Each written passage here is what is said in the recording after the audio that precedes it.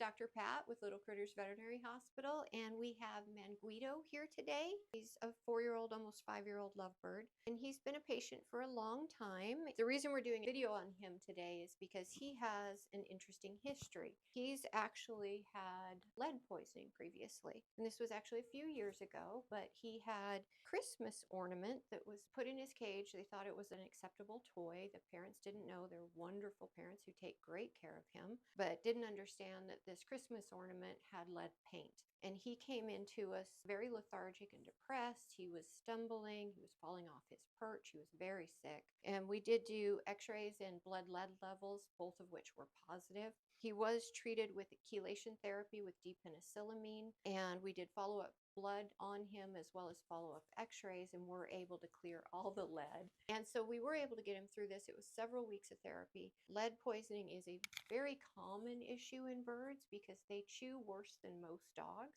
They love shiny, bright things. They love colors, and they will chew on most anything, and they will often ingest what they're chewing on. Products that aren't made for birds or imported products are a high risk of lead poisoning and lead toxicity. And it does cause neurologic conditions. It can accumulate in the body and in the bone marrow.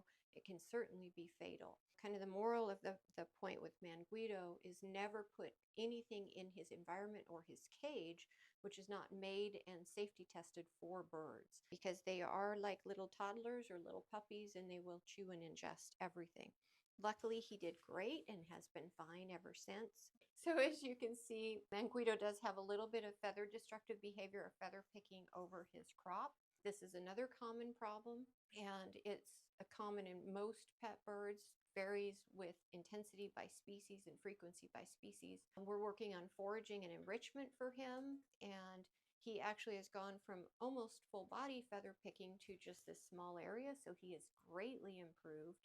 They did get an additional lovebird, and he is a flighted bird, so he has quite a bit of an enrichment in his environment, and that seems to be helping. His diet is also very good with an organic color-free pellet as well as vegetables and chop.